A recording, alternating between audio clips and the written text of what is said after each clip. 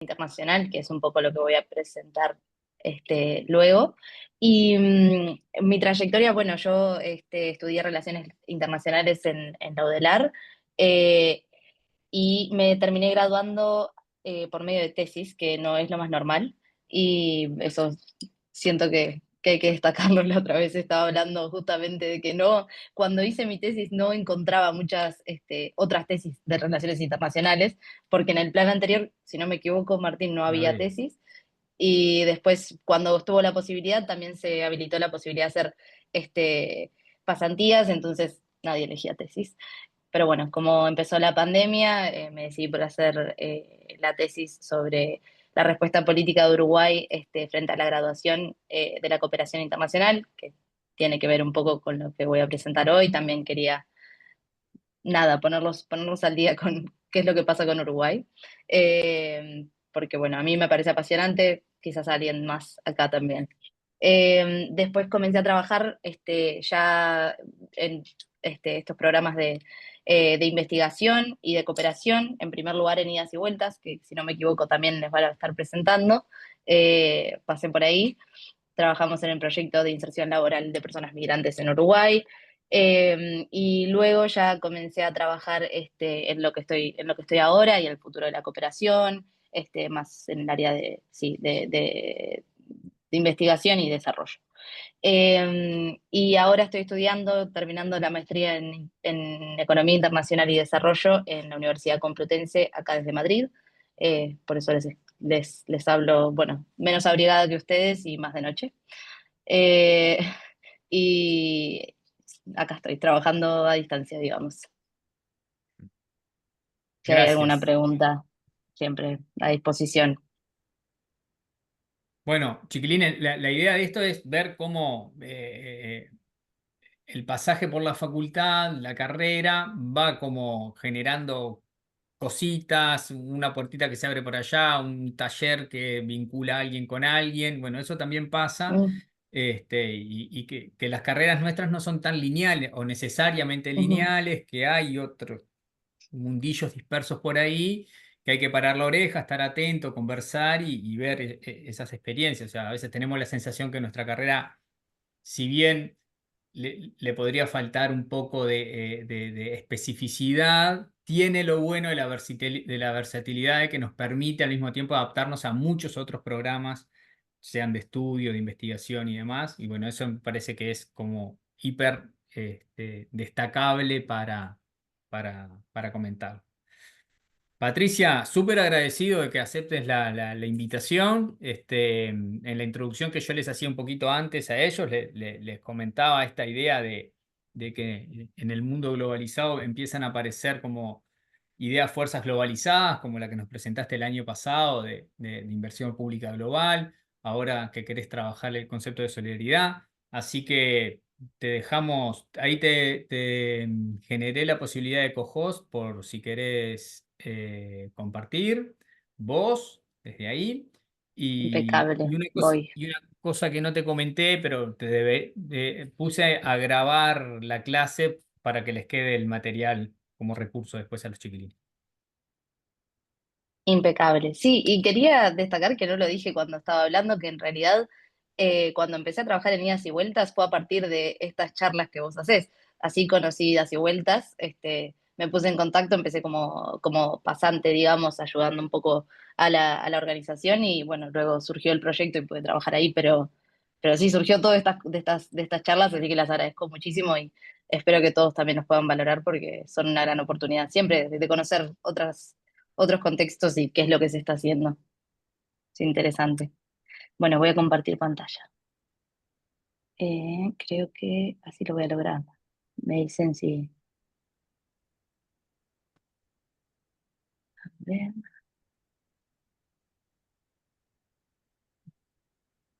¿Lo ven en grande? ¿Ahí? Se está viendo perfecto. Ah, Te- genial. Bueno, entonces, como decía Martín, voy a comentar un poco lo que también hablé el año pasado de inversión pública global, fundamentalmente estos temas de solidaridad y cooperación internacional y nuevas perspectivas del desarrollo. También incluí un poco del caso de Uruguay, porque entiendo que puede ser interesante que sepan cuál es la situación de la cooperación en Uruguay por lo menos de la cooperación tradicional. Continúo. En primer lugar, entonces, voy a contextualizar un poco en qué estamos y cuál es la situación hoy en día, que yo creo que es uno de los momentos históricos más interesantes en lo que refiere a la cooperación. Entonces, es importante, si están interesados en este tema, estar muy atentos porque las cosas están cambiando muy rápido y de hecho han cambiado tan rápido como no lo hacían desde probablemente la caída del muro de Berlín. Entonces es un momento y un año muy, muy importante y bastante histórico en lo que refiere a la cooperación internacional. Y no en el buen sentido, pero bueno, ahora vamos a eso. En primer lugar, quería contextualizar este momento en el sentido de que el multilateralismo está sintiéndose muy, muy atacado por los gobiernos hoy en día. Como habrán escuchado, Estados Unidos quitó los fondos a la cooperación por completo, disolvió su agencia de cooperación, de hecho, y cortó los fondos a Naciones Unidas también, por lo que el mundo de la cooperación internacional está sufriendo shocks muy fuertes y esto va a tener impactos y está teniendo impactos muy rápidamente. Pero no es solo Estados Unidos, sino también otros países han tomado estas decisiones, Gran Bretaña siendo uno, Alemania también, Javier Milei en Argentina también se salió de la Organización Mundial de la Salud. Son choques que están sufriendo el multilateralismo que son muy importantes y que no habían sucedido hasta ahora, desde que nació el sistema multilateral como lo conocemos hoy.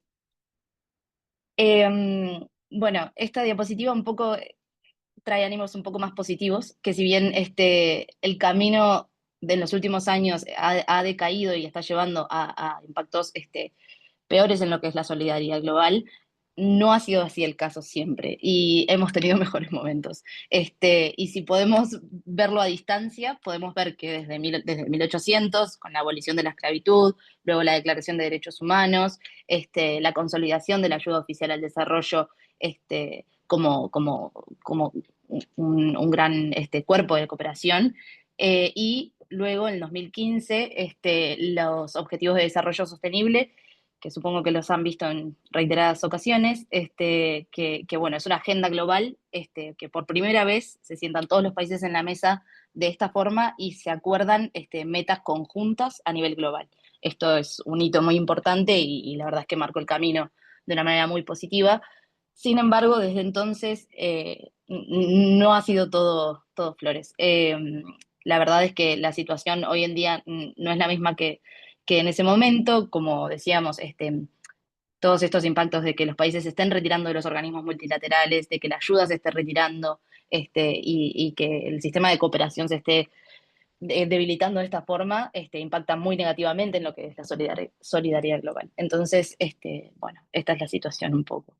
Eh, en mi organización trabajamos lo que es el índice de solidaridad global y a mí me parecía que esto podía ser muy interesante planteárselos porque es algo que yo, bueno, antes de trabajar en esto no lo conocía y es muy interesante porque es la primera vez que se hace un índice de solidaridad global, digamos.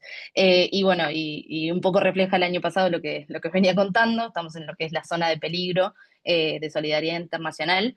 Esto contempla identidades, instituciones e impactos, tiene claramente sus limitaciones, como cualquier índice de esta magnitud, pero es interesante. Por ejemplo, el hecho de que las identidades no estén tan mal es algo positivo. De la manera que medimos las identidades es a partir de 3 preguntas. Creo que la siguiente, sí, por ejemplo. Esta es una de las preguntas que realizamos para hacer la parte de identidades, y es una de las preguntas fundamentales, que básicamente se le pregunta a las personas alrededor del mundo, en más de 30 países, qué tan ciudadano del mundo se identifican, digamos. ¿Cómo te identificas? ¿Como un ciudadano del mundo o como una persona nacional de tu país? Y sorprendentemente la respuesta es bastante positiva en ese sentido. La gente se siente parte de una sociedad global, mucho más de lo que uno se imagina. Eh, pero sin embargo, esto ha ido disminuyendo en el correr de las generaciones, y esto es muy importante, o a mí me interesa bastante, que es que la generación millennial tenía una concepción mucho más global del mundo que las generaciones recientes, la generación Z. Esto está también explicado en el reporte, que lo pueden leer. Sin embargo, lamento decir que no está en español, pero bueno, está en inglés y tiene figuras bastante amigables. Perdón, tengo a mi perro saltando. Bueno, bueno, quería pasar entonces un poco al caso de Uruguay, contarles en qué lugar se encuentra Uruguay en lo que es la cooperación internacional, fundamentalmente en lo que refiere a la ayuda internacional oficial al desarrollo, perdón, que vendría a ser la ayuda tradicional norte-sur. El caso de Uruguay, lo que sucedió es que Uruguay fue graduado como país de renta alta, lo que suena muy bueno, porque cuando decimos graduado, la concepción de graduarse suena bien, y renta alta también suena bien. Sin embargo, esto se mide solo en función del Producto Bruto Interno, que como saben, supongo es un indicador bastante limitado y que prácticamente mide solo los términos generales de la riqueza, pero no mide las desigualdades, que es un tema muy importante en Latinoamérica y en Uruguay también, por lo que se gradúa a Uruguay como país de renta alta e instantáneamente eso significa que deja de recibir ayuda oficial al desarrollo. Esto comienza en el 2013, pero se termina concretando en el 2018, y culmina entonces en Uruguay dejando de participar en lo que es la cooperación tradicional y siendo graduado entonces como país de renta alta, entre comillas. Esta medida fue cuestionada por el gobierno de Uruguay en conjunto con el gobierno de Chile, porque ambos países se graduaron al mismo tiempo, y también esto fue retomado y bueno, elevado, digamos, a otras discusiones a nivel de la CEPAL, a nivel del PNUD, y terminó llegando a la Asamblea General de Naciones Unidas, que es el más alto nivel en que puede llevar, digamos, estos temas.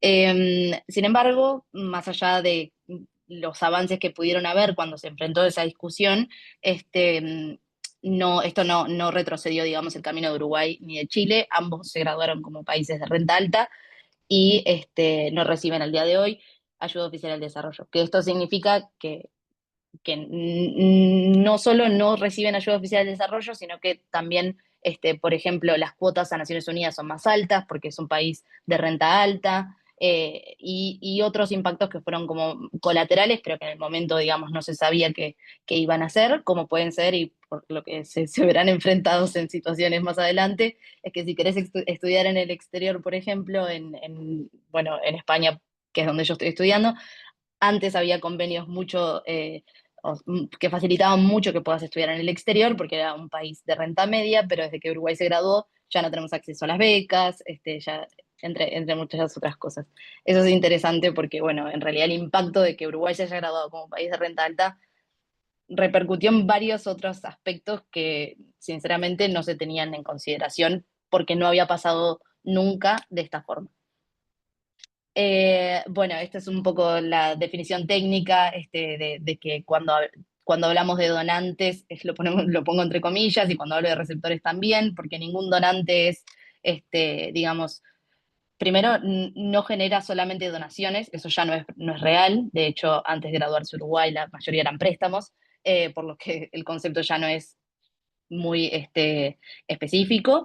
Y los receptores en realidad el concepto de receptores se plantea como, digamos, observando al país que recibe los fondos como si fuese un actor pasivo, pero en realidad son actores por lo general muy activos y en el caso de Uruguay se puede ver incluso luego de la graduación que su rol en la cooperación es muy activo y es un socio y un par, digamos, a la hora de consolidarse. Y por último, bueno, el término de graduación era un poco lo que decía, que también tiene una falsa connotación positiva. Bueno, el caso de Uruguay y en la escena latinoamericana puso algunas cosas de manifiesto que ya se venían hablando, pero que los puso, ay, perdón que me quedó en Spanglish esta diapositiva. Eh, Me acabo de dar cuenta. Puso de manifiesto dos limitaciones de la cooperación tradicional. En primer lugar, que la ayuda es limitada, es decir, que se termina cuando los países superan un umbral bastante arbitrario y bajo de renta per cápita, cuando en realidad, de hecho, la cooperación debería ser indefinida porque los desafíos son globales, eso lo pudimos, digamos, ver y reconocer en la agenda oficial, en la Agenda 2030, con los ODS, podemos ver que es una agenda bastante amplia y que ningún país está, digamos, ningún país está superando esos desafíos por completo. Entonces, estos desafíos son indefinidos y hay que trabajar en conjunto para superarlos. Y por otro lado, que la ayuda entendía que el conocimiento reside en el norte global. Hablaba, o sea, esto es lo que está en inglés, perdonen, pero se habla de países desarrollados y países en desarrollo, como si hubiese, digamos, una receta mágica. Pero en realidad, como hemos podido ver en reiteradas ocasiones, como por ejemplo, bueno, yo que estoy en Madrid, les cuento, hace muy poco hubo un apagón y fue bastante dramático, eh, que hay ciertos desafíos que el norte se podría beneficiar bastante del sur global también. Eso puede ser también, por ejemplo, las inundaciones que han sucedido en Alemania, en España, en reiteradas ocasiones, que son desafíos que el sur enfrenta constantemente y que el norte se podría beneficiar realmente y claramente de soluciones globales y soluciones que provienen del sur también. Bueno, y entonces esto nos lleva a las alternativas al sistema tradicional de cooperación, y esto es un poco lo que comentábamos con Martín de inversión pública global y otros enfoques a la cooperación tradicional. Este es el enfoque de inversión pública global, es un gráfico un poco con bastante texto, pero básicamente lo que quiere decir es que el sistema financiero como lo conocemos hoy está desactualizado, está basado en estructuras que se crearon el siglo pasado y que no se adaptan a las realidades de hoy en día y que tampoco reconocen los desafíos de hoy en día, como es el cambio climático, las pandemias como ha sido la COVID-19, entre otros. Y entonces planteamos que es necesario un nuevo enfoque que no se base en la cooperación tradicional norte-sur solamente, sino que pueda asegurar que todos los países aporten para solucionar los desafíos comunes. Y que a la vez esto pueda significar que todos los países decidan. Porque hoy en día, con la ayuda oficial al desarrollo que se da en el marco de la OECD, que es una organización de países tradicionalmente considerados países ricos, y de hecho tiene un cuerpo de gobernanza que es aún más reducido. Entonces, las decisiones se toman en un marco muy limitado y el sur no, básicamente, ni siquiera puede participar de esas negociaciones. Entonces, este nuevo enfoque que planteamos, que se llama inversión pública global, plantea eso. Bueno, voy a avanzar porque lo tengo en otra diapositiva. Todos contribuyen, todos se benefician y todos deciden. Entonces pasamos de un sistema que únicamente ataca la pobreza, la reducción de la pobreza, a hablar de temas de desigualdad y de sostenibilidad. Pasamos de hablar del progreso nacional a los bienes globales, los bienes públicos globales, un cambio climático, como mencionaba, entre otros. De lo voluntario, que es decir, que los países básicamente puedan decidir año a año cuánto es lo que van a dar, a lo contributivo, a poder tomar decisiones y planificar, y de la caridad, de un enfoque de ayuda a un enfoque de inversión, porque estamos invirtiendo en desafíos en el norte y en el sur, entonces no podemos hablar de un enfoque caritativo. Y bueno, y lo demás yo creo que yo básicamente lo, lo cubrí. Acá hablamos un poco de por qué le decimos inversión pública global. El nombre no es al azar, sino que hay significados muy pensados. Cuando hablamos de inversión, es lo que comentabas, estamos invirtiendo en desafíos que tienen beneficios en el norte y el sur, no es solo en el sur, que eso no es el caso ni de la ayuda oficial al desarrollo, pero igual se le sigue hablando de esa manera, de una manera, digamos, muy no me sale la palabra, bueno, paternalista, sí, ahí viene global, porque hablamos de objetivos transfronterizos y desafíos transfronterizos. No nos enfocamos solamente en un camino al desarrollo y el progreso nacional.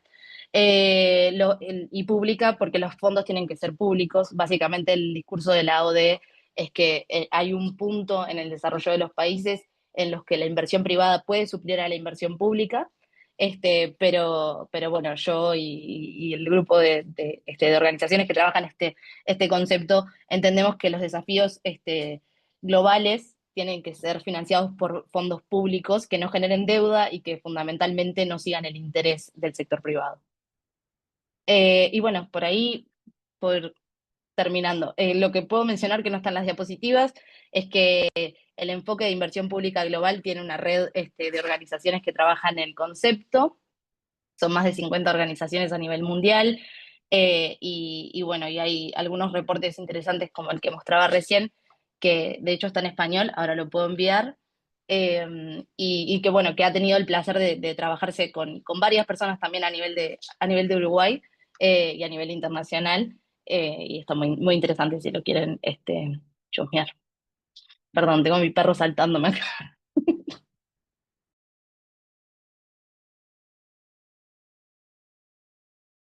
Patricia, una pregunta que te la hice el año pasado, pero bueno, el público se Por favor. renueva. Eh, en términos de influencia de estos procesos de investigación, en estos proyectos de cooperación, ¿tienen una agenda en el sentido de en qué espacios influir, si a nivel de gobiernos, a nivel de organismos internacionales? ¿Tienen aliados, por decirlo de alguna manera?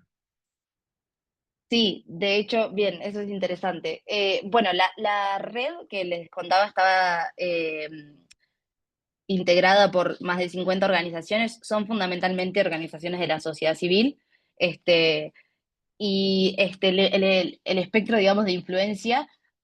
Sí, 100% hay gobiernos que están trabajando este tema. De hecho, el gobierno uruguayo ha simpatizado bastante con la idea en los últimos años, lo cual, bueno, en los últimos años, en los últimos momentos, pero desde hace años lo venimos trabajando. Y el gobierno de Colombia, el gobierno de Chile han apoyado mucho esta iniciativa y lo llevan, digamos, a espacios multilaterales. También Indonesia, si no me equivoco, Sudáfrica, pero bueno, ya no estoy tan clara. Y sí, digamos, este concepto se trabaja a nivel de lobby internacional en distintos espacios, fundamentalmente a nivel de Naciones Unidas, porque es el espacio más global, pero también a nivel de G20, etcétera.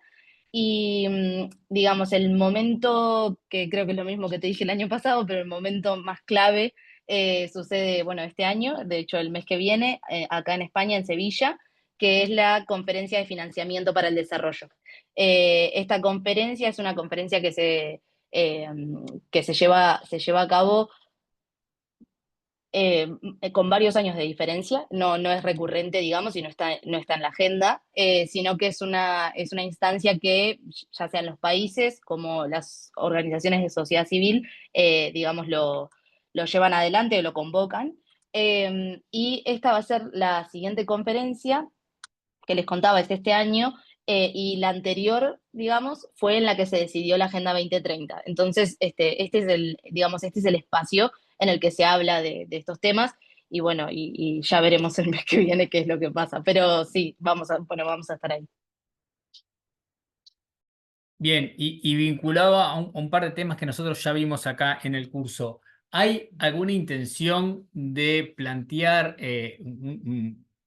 una reformulación de la institucionalidad del financiamiento internacional, sea FMI, Banco Mundial, o, o la iniciativa intenta denunciar y que desde esos mismos espacios se replanteen la institucionalidad?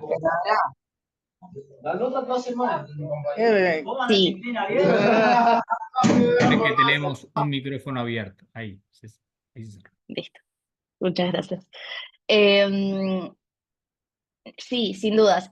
Bueno, un poco las instituciones de las que hablaba yo que están anticuadas, etcétera, son las organizaciones y las instituciones que se crean a partir del sistema de Bretton Woods, eso incluye el FMI, el Banco Mundial, etcétera. Si bien no es directamente, cada una de esas instituciones tiene sus propios, digamos, procesos de reforma y también sus movimientos, digamos, en cada uno de ellos. Sin embargo, esta es una instancia en la que esos temas se ponen en la mesa, y como puede ser también el tema de fiscalidad, que de hecho esta conferencia que les comento ahora en Sevilla, una de las ideas más fuertes es la idea de tener digamos, un convenio de justicia fiscal a nivel internacional y que sea en el ámbito de las Naciones Unidas. Por lo general, estos temas se discuten a nivel de Naciones Unidas y a nivel de OECD, que es la Organización Económica para la Cooperación al Desarrollo. Este, el tema es que la OECD, como les comentaba, los miembros son limitados y a nivel de Naciones Unidas es ya a nivel global, lo cual es muy positivo porque el sur global, digamos, tiene el espacio de organizarse, de participar, etcétera. Y además la conferencia de Financing for Development de Sevilla es de las pocas instancias en donde la sociedad civil tiene incidencia. Y de hecho integra las negociaciones y participa de las sesiones, lo cual es bastante enriquecedor porque se pueden escuchar, digamos, perspectivas un poco más allá del libreto gubernamental. Chiquilines, yo tengo como dos preguntas más, pero no sé si alguno. A ver, Marcelo. Buenas noches. Yo entendí bien, dijiste un convenio de justicia fiscal universal. Sí, Eso puede ser un poquito más detallista porque me llama la atención. Un convenio de justicia fiscal universal. sí.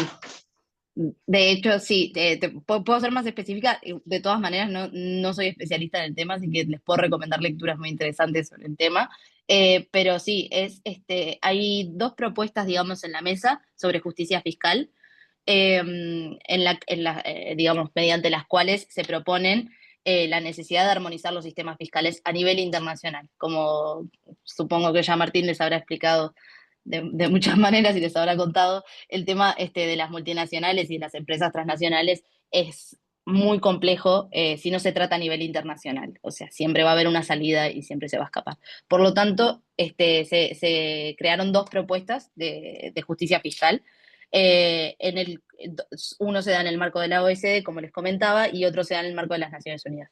El de la OECD está más avanzado, si no me equivoco, han avanzado más esta idea.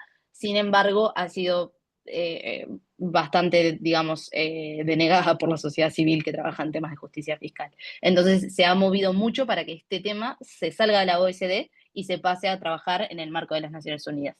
Y bueno, y ese convenio bueno, convenio no, es una convención en realidad, se votó a nivel de Naciones Unidas el año pasado, y recibió una mayoría de votos. Los que denegaron la propuesta son, digamos, un poco los de siempre. Si quieren les mando ahora la foto de las votaciones, que está bastante interesante.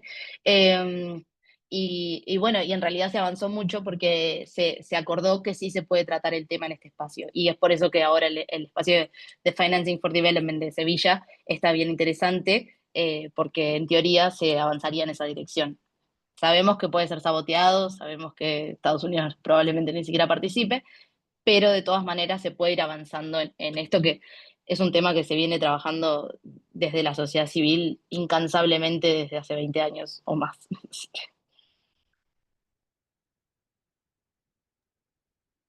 ¿Alguna otra pregunta, chiquilines? Solo un comentario más, Marcelo. Te recomiendo de lecturas para esto. Si querés leerlo a nivel de Latinoamérica y del movimiento de justicia fiscal desde Latinoamérica, es Latindad, que es una red de organizaciones que trabajan este tema y temas de deuda. Y tienen lecturas bien interesantes sobre esto y de hecho seguro han escrito algo hacia la conferencia del Financing for Development ahora.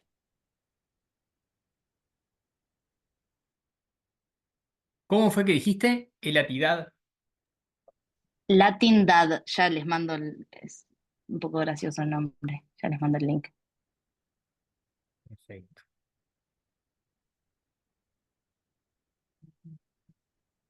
Dale, Marce.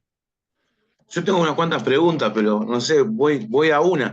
Cuando Elegí una. abrió, cuando abrió la charla, Argentina, Estados Unidos, Inglaterra, y sé que hay muchos más países, y al mismo tiempo hicieron una encuesta, ¿no? Contaste una encuesta de esa identificación global como ciudadano universal, digamos, ¿no? Eh, ¿Cómo explicas tú? O sea, ¿hay un sentimiento, algo que explique que un presidente se salga de toda la cooperación solidaria? Porque hay un respaldo atrás. ¿Me explico? No sé si se entiende la pregunta. Hay un respaldo alguien lo votó a ser presidente y él no es un loco suelto que dice, me salgo de acá porque yo soy así. Hay un respaldo de una población y al mismo tiempo hay como una conciencia. Entonces, a mí a veces me chocan esas cosas. ¿Pasa eso en Europa? Tú que estás ahí, ¿se vive eso? Es interesante lo que planteas, Marcelo. Sí, 100%. No, no hablamos de un caso, y creo que esa diapositiva por lo menos es lo que intentaba transmitir, que no es un caso aislado, sino que es una tendencia internacional. Y eso es lo que da más miedo, porque en realidad no es un loco suelto, digamos. Se puede explicar de muchas maneras, yo creo, va a depender a quién le preguntes. Yo lo que te puedo decir es que yo creo que hay una falta de credibilidad en las instituciones muy fuerte, que eso lleva fundamentalmente a que puedan tomar estas decisiones.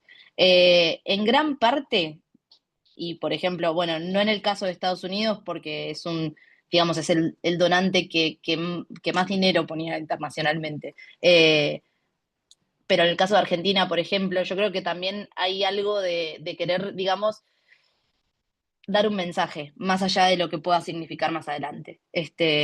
Digamos, como, es un titular fuerte decir que Argentina, por ejemplo, dejó la Organización Mundial de la Salud. Más allá de lo que pueda significar luego, que no sé ni si lo tienen tan claro. Pero sí, hay una tendencia, digamos, a abandonar, digamos, las políticas internacionales, a abandonar y, y a poner a tu país, digamos, en el centro, pero desde un nacionalismo yo creo que un poco es dañino, porque tampoco, digamos, refleja la realidad en la que vivimos. En definitiva, la pandemia yo creo que debería haber dejado eso claro, pero bueno, cada uno lo entendió desde donde pudo.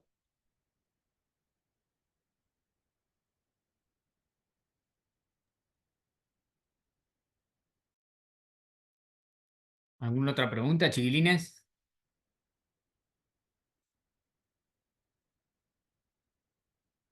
Yo voy a responder un par de cositas bueno, Daniela preguntaba ahí si lo de un pacto fiscal implica necesariamente lo de un impuesto, una tasa global a las ganancias de las empresas. Bueno, están todas las discusiones medias que cruzadas, ¿no? Porque lo que está pasando en la actualidad es que tomemos el concepto de crisis de gobernanza internacional, es decir, los organismos internacionales un poco deficitarios en la conducción de las relaciones internacionales, pasa un poco lo que nos estaba planteando Patricia, ¿no? De que digamos, algunas respuestas se encausan por grupos de, entonces viene el grupo de los 7, el grupo de los 10, la OCDE, que son, si bien son espacios formados por gobiernos, no necesariamente son espacios intergubernamentales cuyas resoluciones tengan aplicación obligatoria, entonces son más bien espacios de concertación política en los cuales todos los temas que sería complejo llevar a nivel multilateral se llevan a un espacio más reducido, se preparan algunas respuestas que después se terminan masificando en espacios globales. Pero la paradoja está que en el momento más álgido de las necesidades de dar respuestas globales, la institucionalidad global es cuando está más débil, ¿no? Entonces, ese es el momento paradojal al cual Patricia hacía referencia al inicio. Y claro, en ese contexto, creo que por eso Patricia decía, este año es un año muy dinámico, no sé qué, pero para mal, en el sentido de que la conformación de herramientas globales para dar respuestas a problemas globales coincide con una especie de resurgimiento nacionalista, proteccionista, bueno, y no en países pequeños y aislados o potencias medias, sino en potencias importantes. Bueno, habrá que convivir con eso. Las relaciones internacionales tienen como punto de partida la anarquía, en el sentido de que no hay una organización, un poder coercitivo global. Y bueno, y gran parte de los desafíos de la formación nuestra como laboralistas y como internacionalistas es saber que estos datos están, ¿no? O sea, porque toda esta presión que hay sobre el mundo del capital, la cooperación, termina recayendo sobre los trabajadores en el entendido de mayor competencia global entre los trabajadores en menores o aceptando peores condiciones de trabajo para captar un capital que tiene la capacidad de moverse indiscriminadamente por ahí. Yo creo que esos son los desafíos que acá con este enfoque que nos está dando Patricia nos ayuda a ver algo bien concreto, y es cómo la búsqueda de herramientas globales en ausencia de organismos internacionales globales potentes se dificulta, ¿no? Porque, bueno, ese es el momento en el que estamos ahora. ¿No? Marcelo. Yo tengo otra pregunta, perdón, capaz que monopolicé un poco la palabra, No, tu pero cuponera tiene 3 preguntas, no, esta es la última. ah, ah, eh, cuando le preguntaba a Patricia, en el sentido que a veces hablamos de, por ejemplo, no sé, capaz que fondos de ayuda y inversión y todo lo demás, ¿no? ¿No hay un poco no existe un poco eso de que yo soy subdesarrollado porque vos sos desarrollado? O sea, tú me prestás el dinero, la inversión, el préstamo, a cambio de un montón de cosas, hasta de, bueno, podemos hablar de mucho dinero más para devolverte, de trabajo, de tierra, de agua, lo que sea. ¿Eso se plantea, digo, en esas discusiones? ¿O hay un estudio que diga, pero ustedes son desarrollados porque nosotros no? O sea, no sé si se entiende la pregunta entre un pensamiento, a veces quiero saber si estoy muy equivocado o no. Porque a veces me parece como que ellos al mismo tiempo son nos ayudan, pero me ayudás un poquito a quemador que más, ¿no? Digo, no sé si se entiende lo que digo. 100%. Sí, no, Marcelo, lo que estás diciendo es eh, lo que todas las personas que vienen trabajando, el tema de la decolonización de la ayuda, de la mejora de la ayuda y de la eficacia también, digamos, hay un movimiento muy grande de sociedad civil fundamentalmente, pero también de varios países que se han posicionado al respecto, de poder, digamos, mejorar en esos términos lo que era la ayuda oficial al desarrollo. A partir de ese debate, que quizás esto me faltó un poco presentarlo, a partir de ese debate es que surge, digamos, distintas áreas de trabajo. En primer lugar, hay, digamos, todo un movimiento que trabaja el concepto de más allá del PIB, que plantean métricas mucho más complejas, que se pueda trabajar de otra manera, que se pueda trabajar más a nivel local, que a nivel nacional, que podamos, digamos, como abarcar los distintos espacios. Eh, Después hay un movimiento muy grande que habla de brechas estructurales, que esto viene un poco más con el enfoque que vos estabas mencionando, que es un poco más estructuralista capaz, que hablamos de centro-periferia. Ahí surge el enfoque de la CEPAL, que habla de esto, de brechas estructurales, que digamos los países de Latinoamérica enfrentan brechas que son estructurales y no, digamos, solamente, digamos, malestares económicos o malestares de gobernanza, sino que hay todo un tema más estructural de fondo. Un poco de todo ese debate surge lo que es el enfoque de inversión pública global.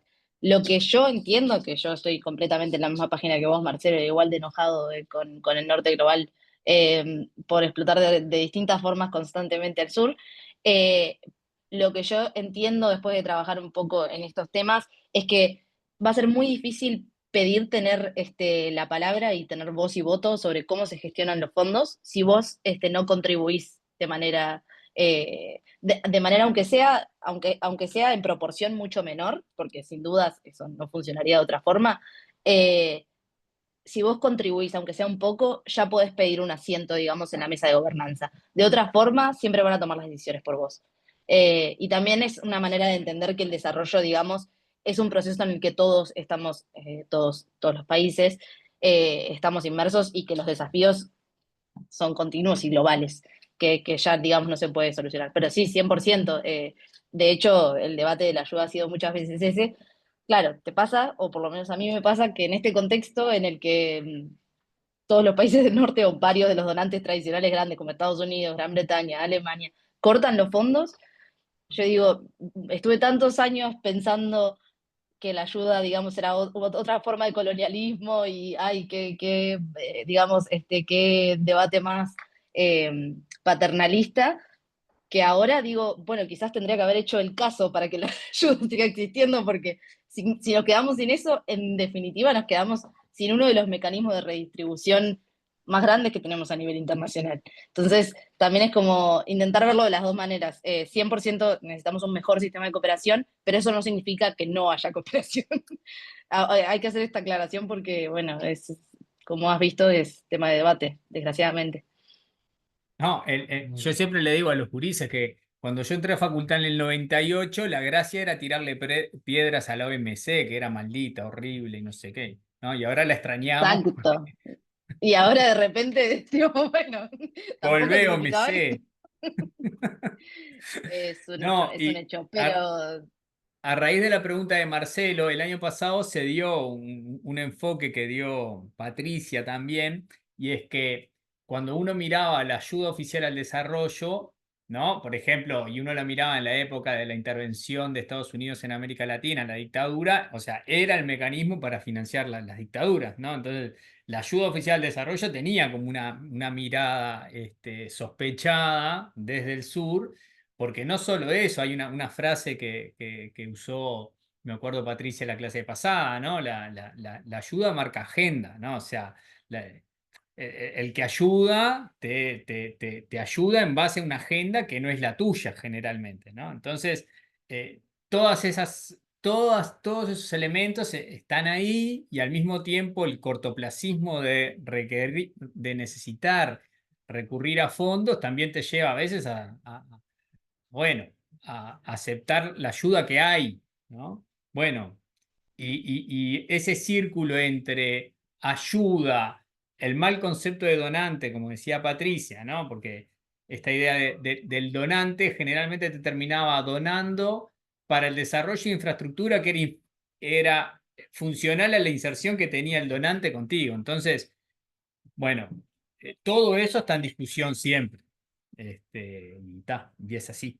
Y esa es la gracia de esta clase, ¿no? O sea, de cómo el romanticismo de la ayuda oficial al desarrollo, la cooperación, el norte-sur y todo ese lenguaje muy que nació allá en la década del 60, el 70, y después se consolidó con la caída del muro de Berlín. Cuando uno lo pone en el tamiz del ojo crítico, aparece, bueno, si no es otra forma más de sometimiento. Ahora, bueno, ¿y cuál es la alternativa? Cuando te quedas sin ayuda oficial de desarrollo, si es IPA, bueno, esa es la gracia de esta charla, ¿no?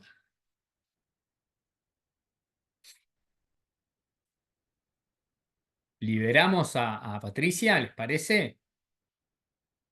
no, por ¿Sí? favor, un placer. Gracias, Marcelo, por las preguntas. Siempre es más interesante cuando hay preguntas. Yo tengo otra Bueno, pregunta, pero me cortó el profesor la cuponera. no, dale, dale. No, no, por favor. Ahora pagaste el bono premium y salió una más, una preguntita más. Esto que estamos hablando nosotros ahora recién, en este instante, cuando tú decías que perder o que te den la graduación de... Es como que justamente es lo contradictorio. No quiero que me des una mejor calificación. Déjame ahí, déjame la mala. Es como que justamente lo que estamos hablando es eso. Quiero que me sigas ayudando. Se entiende, estuvo bueno ese punto, porque era, tengo la diapo acá, pero no me acuerdo bien. Eh, es bastante concreto, ¿no? Lo que quiere decir, digo, que perdés la calidad y después te sube un montón de cosas. Es un poco lo que estamos hablando, ¿no? Sí, Exactamente, sí. hay algo bien puntual. Dentro de la cooperación norte-sur había un mecanismo dentro de Naciones Unidas que había nacido allá por el 60, ¿no? En el marco del movimiento de los no alineados, que era el sistema generalizado de preferencias. Era un sistema conforme el cual los países pobres, hago comillas, accedíamos a mercados de países del norte sin pagar aranceles. Pero era el país del norte el que elegía a qué país del sur se lo daba, en qué productos, y lo abría y lo cerraba. La única condición era que tenía que tener renta baja. Cuando Uruguay pasa a tener renta alta, a ser considerado país de renta alta, pierde la posibilidad de participar en el sistema generalizado de preferencia. Y, por ejemplo, una de las consecuencias, para que vean cómo eso tan abstracto y tan lejano, ¿no? Puede impactar. El cierre de Fripur estuvo directamente vinculado a eso, porque nosotros accedíamos con pescado con cuota cero en el marco del sistema generalizado de preferencia. A lo que voy es, eh,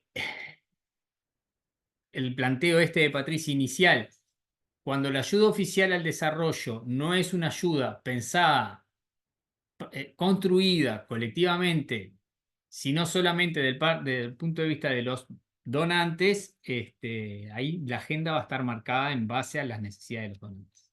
Bueno, construir otro espacio y otra lógica, bueno, acá estamos formando gente que va a trabajar en relación internacional y esperemos que contribuya.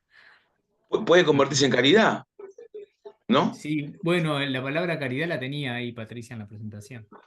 Sí, de hecho sí, es que ha sido históricamente un enfoque muy caritativo. Ya el hecho de llamarlo ayuda oficial al desarrollo o ayuda externa, que bueno, es un concepto que eso desde la región de América Latina lo hemos transformado bastante, pero por ejemplo, y hablamos de cooperación tradicional o hablamos de cooperación internacional en general, pero de hecho, por ejemplo, en inglés sigue sin haber, no se habla de cooperación internacional tradicional, se habla de ayuda. Incluso en los lugares más radicales donde criticamos la ayuda a morir, se habla de ayuda. Entonces, es un lenguaje que es muy caritativo y que viene de eso, viene, bueno, del plan Marshall y del asistencialismo. Así que, María, Buenas, ¿todo bien? Yo capaz que voy a plantear algo como que muy específico, muy restringido, pero yo laburo en lo que es una unidad de asuntos internacionales de un ministerio y tenemos lo que es la cooperación internacional, pero está súper mal vista dentro del ministerio. Cuando debería usarse para obtener un montón de fondos, capaz que para sacar adelante políticas públicas que hoy no se priorizan porque no hay recursos, adentro del ministerio y mismo, tipo, cuando hablamos con gente vinculada a, como que, ay, los de cooperación de nuevo, tipo, haciendo esto, o ¿cuándo se van a dejar de mandar estas invitaciones a foros o a seminarios o no sé qué? Y como que es, es algo a lo que no se le dedica tiempo, ni esfuerzo, ni atención, y capaz que no se estaría aprovechando. ¿Cómo se puede hacer para que eso cambie? Obviamente estoy hablando de una cooperación bastante técnica, ¿no? Como que algo muy particular, pero ¿cómo encarás eso cuando no se le da atención a la cooperación? sí, es una gran pregunta. Gracias, María. Eh, en realidad yo creo que algo que es muy importante y que también en parte es por lo que traje el caso de Uruguay en esta presentación, es que es importante rever y recordar constantemente los logros de la cooperación. Yo creo que eso en gran parte puede ayudar, digamos, como a hacer el caso por prestar la atención a la cooperación. La matriz energética de Uruguay se logró de la forma que se logró por la cooperación internacional. Hay ciertos casos en particular que vale la pena estudiarlos y yo creo que si alguien hace investigación y se decide por hacer tesis, es súper interesante poder trabajar estos temas y volverlos a poner en la mesa porque, como decís, al siempre haber sido el área de cooperación en los ministerios, pero también la Agencia de Cooperación Uruguaya, siempre haber sido, digamos, restringida en lo que refiere a fondos y no ha sido una prioridad en la agenda, eso siempre va a debilitar un poco el planteamiento. Pero bueno, hay gente digamos que se dedica a esto, que es muy capaz y que ha trabajado en la agencia de cooperación y que siguen trabajando en la agencia de cooperación, y que sí, es cuestión de, digamos, de volver a hacer, a reiterar el caso, y yo creo que hablar de las victorias de la cooperación siempre va a ayudar, para que no, para que no se subestime el rol que tiene, que tuvo y que cada vez va a tener más, porque en la medida que tengamos los desafíos que tenemos como el cambio climático, en el caso de que haya una pandemia, yo creo que en ese sentido Uruguay tiene todo para necesitar a los demás, además de que es un país que sabemos tiene limitaciones y está en medio de Argentina y Brasil, sin duda va a necesitar la cooperación internacional. Pero sí, por desgracia hay que hacer el caso de que funciona. Gracias.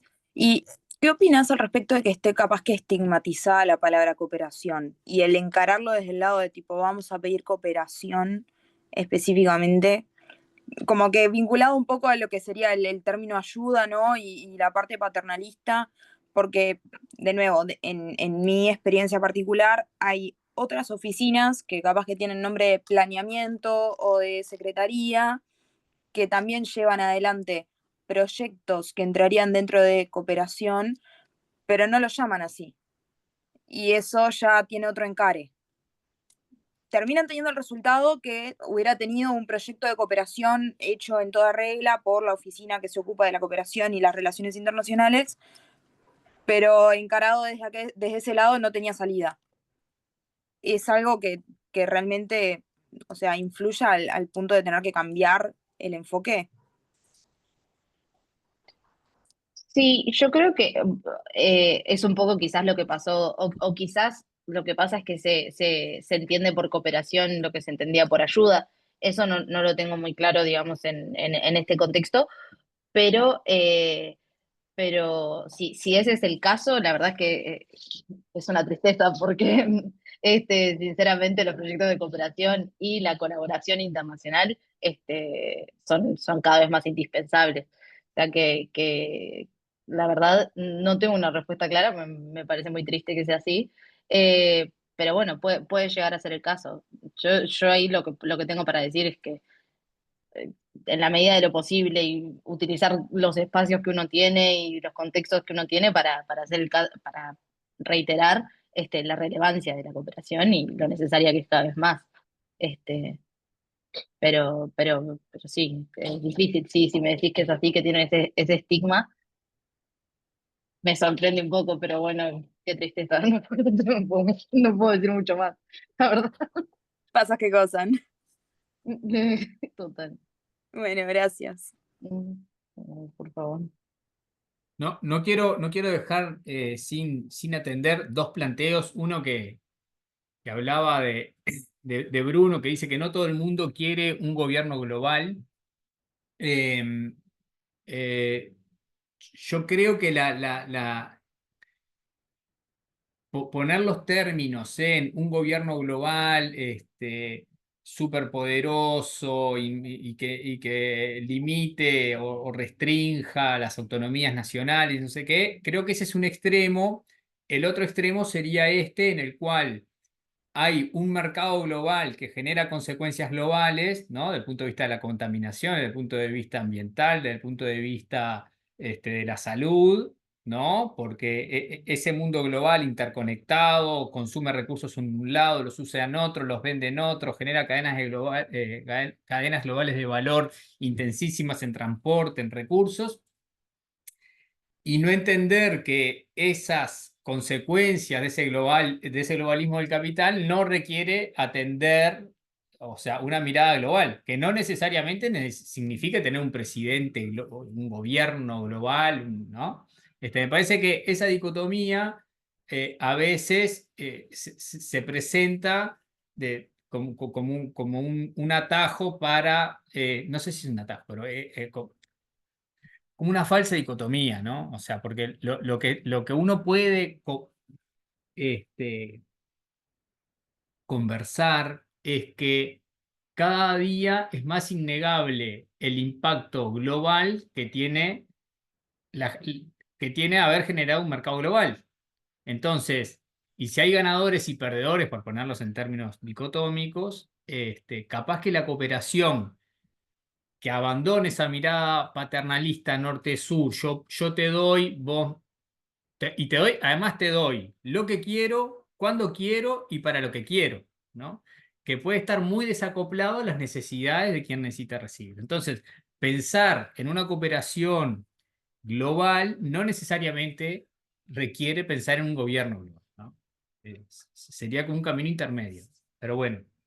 Digo para salir de los planteos dicotómicos que a veces nos pueden alejar de soluciones un poquito más prácticas. Che, generemos un bolsón de ayuda oficial y que la asignación no esté en manos de la voluntad de si Estados Unidos declara a Uruguay país amigo porque no le vota tal resolución a las Naciones Unidas respecto a Israel y entonces y ahí aparece un tráfico de influencias y de poder y de cosas que la ayuda oficial se parece mucho más a otra cosa. Bueno, perdón por ese... No, y lo último que está ahí de Nicolás es súper importante porque lo hemos tratado muchas veces acá, ¿no? Esta idea de si uno toma la concepción clásica de poder y la capacidad que tenemos los países, bueno, el regionalismo se abre como una puerta muy interesante para los países como Uruguay de coordinación, para participar en esos espacios en los cuales parece que cada vez estamos más aislados, más solos y demás.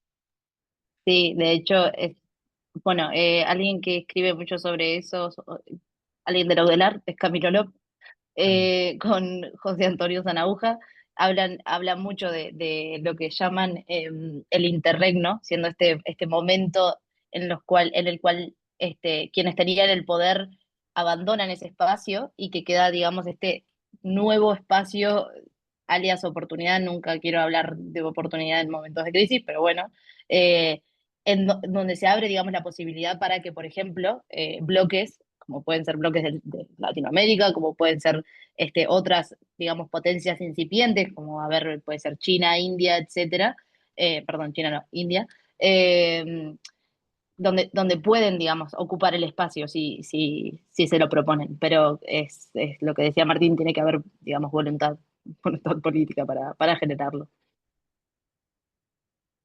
Bueno, muy bien. Hemos resuelto los grandes temas de la humanidad en menos de una hora, así que yo creo que nos podríamos Ya está. dar por conformes.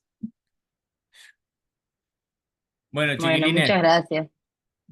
Patri, la verdad que súper agradecido. Sé que ya es un poquito tarde allá, pero si hace calor, tarde, calor, Madrid, me parece que no es complicado. Se puede hacer muchas No está cosas. nada mal, no está nada mal. Muchas Nada. gracias por invitarme, muchas gracias por escuchar. Lo que te voy a pedir después, cuando puedas, pasarme la presentación, así se la dejo a los chiquilines y se la dejamos a los chiquilines y bueno, agradecerte y bueno, mandame un breve estatus de cómo va tu maestría ahí y esas cosas. Sí, seguro que sí. Y si alguien Dale. tiene preguntas, digamos, sobre ese tema, también siempre bienvenidas, de aplicación, etcétera. Todo vale. También les puedo dejar mi correo con las diapositivas. Dale, estaría buenazo. Bueno, chiquilines, muchas gracias, Patricia. Gracias, chiquilines. Gracias, Patricia. Nos vamos. Gracias, un gusto. Abandonamos acá y Gracias nos a vemos ustedes. Chao, chao. el martes. Gracias. Chau, chau. Chao.